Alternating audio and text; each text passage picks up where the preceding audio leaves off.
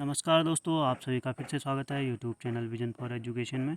आज आप लोगों के लिए उत्तराखंड एलटी भर्ती में जो कोर्ट केस में रिजर्वेशन का मामला चल रहा है उसके संबंध में एक बहुत महत्वपूर्ण वीडियो लेकर आया हूं।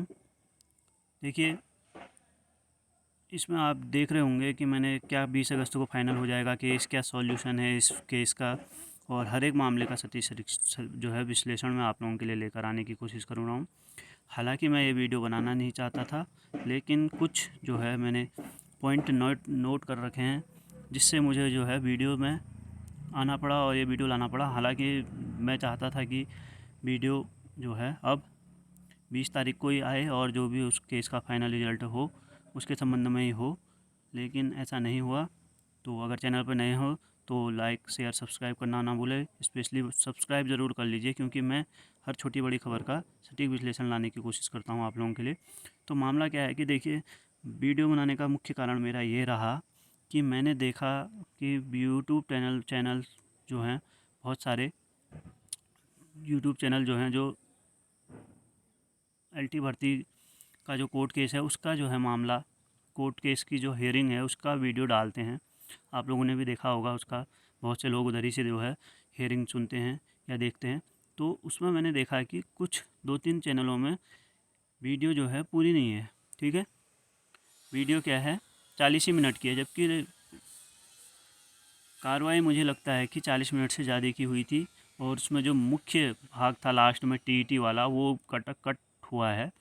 आधा ही मामला ऐसा लग रहा है कि जैसे टीईटी में जो है मामला फंस गया है, लेकिन ऐसा कुछ भी नहीं है। टीईटी का मामला निकल गया था उस केस में, तो उसकी सुनवाई हो गई है। टीईटी में जो है जनरल में 60% की ज़रूरत है, ऐसा उसमें जो है आ गया है निर्णय। ठीक है, क्योंकि पहले हालांकि विनय कुमार जी ने जो है थोड़ा सा कोर्ट में माहौल ऐसा बना दिया था कि वाकई में जो है टीईटी का कोई महत्व नहीं था इस भर्ती परीक्षा में। लेकिन फिर बाद में जो है बहस होते होते ये निकल के आए तथ्य कि जनरल अगर कैटेगरी में आना है तो आपको जो है 150 में से टीईटी में 90 नंबर लाना ज़रूरी होगा, या उससे ऊपर आने आपके ज़रूरी होंगे। ठीक है, तो ये तो बात निकल के आ गई थी, लेकिन वो बहुत से वीडियो में नहीं दिखाई जा रही है। तो उसके बेस पर बहुत लोग मुझसे सवाल पूछ रहे हैं कि क्या टीईटी में फिर से पेज फंस गया है या जो भी है।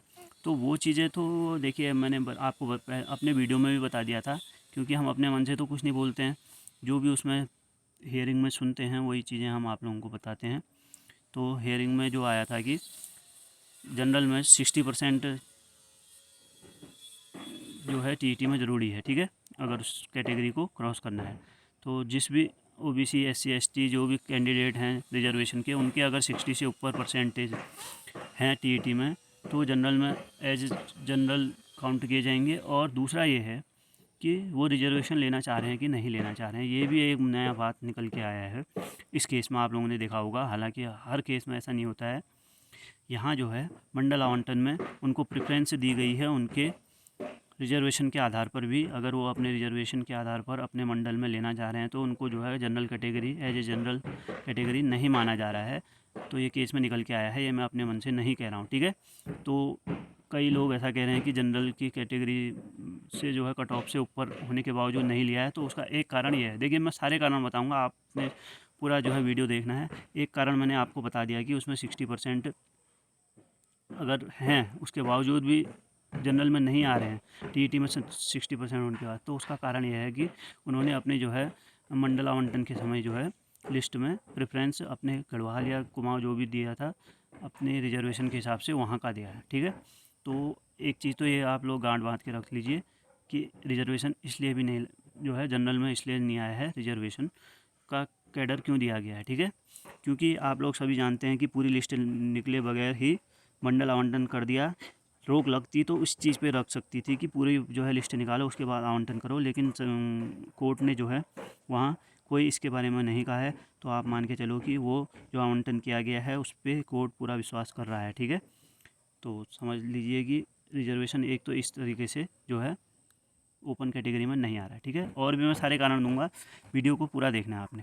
अब देखिए होता क्या है कि बहुत से लोग अभी कह रहे हैं कि टीईटी जो है नहीं है, कहाँ, ड्राइंग और फिजिकल में टीईटी नहीं होता है। बात बिल्कुल सही है, तो वहाँ क्यों नहीं मिला है। अब बात यहाँ पर आती है, तो अब बात उसमें टीईटी वाला जो है एस्पेक्ट जो है उसमें हट गया। अब बचा क्या फिर, एक तो मंडल आवंटन, क्या उनने मंडल आवंटन भी नहीं मांगा है। अगर मंडल आवंटन अपनी रिजर्वेशन के बेस पे मांगा है तो इसलिए भी शायद हो सकता है कि उनका जो है जनरल कैटेगरी में ना आया हो। ठीक है, अगर मंडल आवंटन भी मांगा है, नहीं मांगा, उसके बावजूद भी हुआ है, तो फिर एक पॉसिबिलिटी और होती है, वो ये निकल के आती है कि उनने जो है जैसे SC ST जो भी है, हमारी जो है जनरल में अगर हम आयु देखते हैं तो जो आयु होती है 21 से 42 साल होती है, कि आप लोगों को पता है समूह के लिए। तो उसमें क्या है कि कैटेगरी वाइज जो है किसी को अगर उसमें छूट मिल रही है और उनने उस छूट का उपयोग करके फॉर्म भरा हुआ है, तो आपको जो है वो कैटेगरी वहीं से जो है प्रोवाइड हो गई, समझ लो। उसके बाद आप जनरल में नहीं आ सकते हैं, क्योंकि किसी भी एक भर्ती में जो है रिजर्वेशन एक ही टाइप का लगेगा। ठीक है, ऐसा नहीं है कि एक बार आपने एज में मांग लिया, फिर उसमें जो है ज़्यादा नंबर आए तो जनरल में चले गए, ऐसा नहीं होता है। अब बहुत से लोग इसमें भी डिबेट करने आ जाएंगे, लेकिन आप उत्तराखंड नियमावली जो है उसको देखिए। अगर LT में नहीं भी कहीं पर मेंशन है, वो पूरे उत्तराखंड के लिए, या यूपी में भी आप कहीं भी ये चीज़ लागू होती है।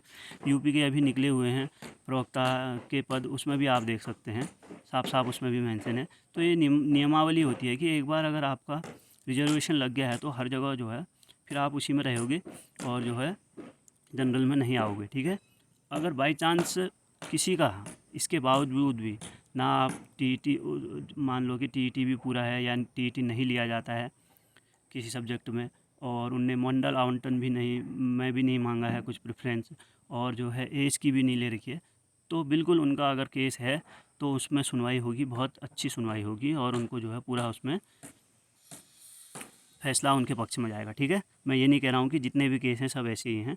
मेरे कहने का मतलब है कि अधिकतर जो केस हैं उसके संबंध में मैं आप लोगों को ये जो है गाइडलाइन बता रहा हूँ, और जो है गाइडेंस देने की कोशिश कर रहा हूँ कि अगर आप लोगों का इस इतने जो मैंने बताए हैं नियम इनके अंतर्गत नहीं है तो आपको मिल जाएगा जनरल में। अगर इतनों के अंदर कहीं से आ रहे हैं तो इसलिए आपको जो है कैटेगरी में लग रहा है। ठीक है, बस इतनी सी बात जो है वहाँ हमारे UKSSC के जो हैं वकील साहब ने वहाँ जज साहब को बतानी है, क्योंकि आप लोगों ने देखा होगा कि TET के मामले में भी जज साहब को पता नहीं था कि TET क्या होता है। ठीक है, तो हम ये चीज़ मान के नहीं चल सकते कि हर चीज़ जो है उनको पता होगी, या कोई छोटी से छोटी चीज़ ये बताने वाली नहीं है। तो हमने वहाँ सब चीज़ रखनी है फैक्ट। TET जैसे मुद्दे में भी वहाँ कई देर तक बहस हो गई थी, जैसा कि वीडियो में देखा होगा आप लोगों ने। हियरिंग जिसने लाइव देखी उसने तो पूरा ही देखा होगा। ये वीडियो जो है कोई कोई कटी कुटी देख रहा हूँ मैं, 30-40 मिनट की दे रखी है, उससे ज़्यादा की जो है हियरिंग हुई है। तो उसके बेस पे आप लोग अपना मत मत बनाइए। समझ में आ गया? तो समझ में आ गई होगी आप लोगों को कि एक तो आप अगर रिजर्वेशन अपनी स्टार्टिंग में ही ले रहे हैं एज का, तो आपको रिजर्व कैटेगरी में ही रहना पड़ेगा। इसके अलावा एक TET का बेस लग रहा है, क्योंकि LT की परीक्षा है, और परीक्षाओं में तो TET नहीं होता है, लेकिन LT की परीक्षा है तो इसमें TET का भी बेस लग रहा है कि अगर आपने TET 90 से ऊपर नहीं है तो आप रिजर्व में ही रहोगे। और इसके अतिरिक्त अगर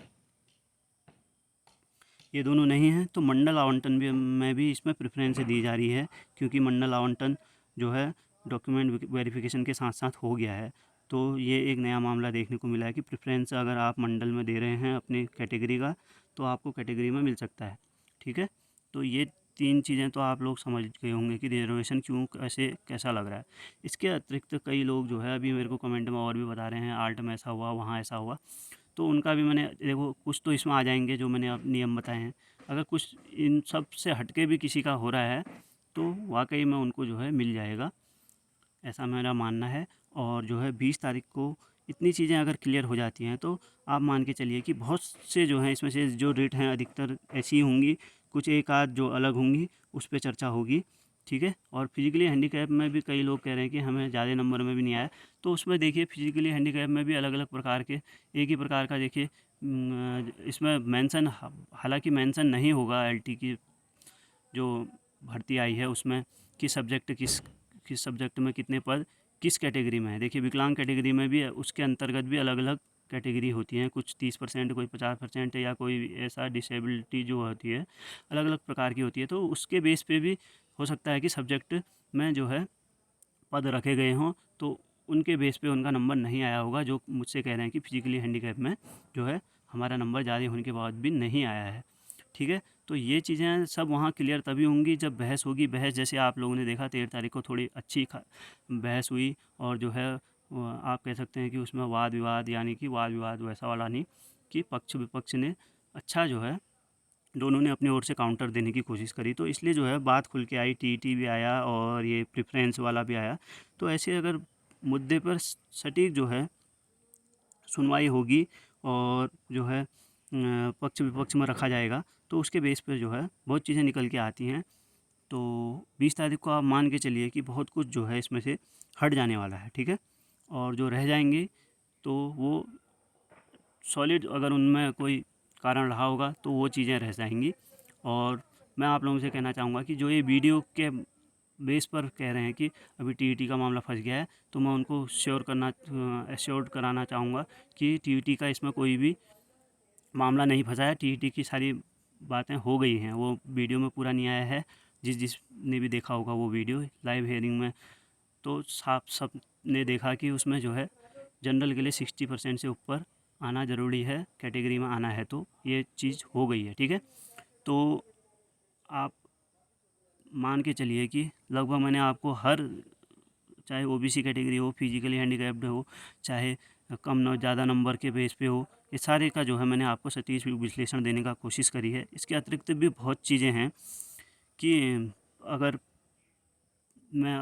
आगे बढ़ाऊँ तो वीडियो थोड़ी लंबी हो जाएगी, लेकिन जो मेन चीज़ें हैं मैंने आपको बता दिया है। इसके बाद जो है अभी आज 17 हो गई, 18, 19, 20, 2-3 दिन बाद और जो है फैसला आ जाएगा, उसमें मैं वो चीज़ें ऐड कर दूंगा अगर फैसला नहीं निकलता है। वैसे तो मान के चलिए कि फैसला आने की बहुत बहुत संभावना है, नहीं भी तो 3-4 जो केस लगे हैं उसमें से एक आध केस का तो हो ही जाएगा निपटान, मतलब एक आध सुनवाई में जो है अब बिल्कुल पॉजिटिव न्यूज़ आने की पूरी संभावना है।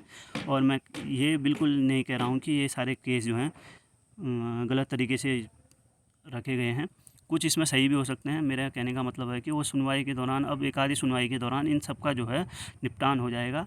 और जितने भी योग्य कैंडिडेट हैं उनको मैं बधाई देना चाहूँगा, और योग्य कैंडिडेटों की सुनवाई में नंबर ज़रूर आएगा, अगर उनका नहीं आया है तो पॉजिटिव रहिए। धन्यवाद।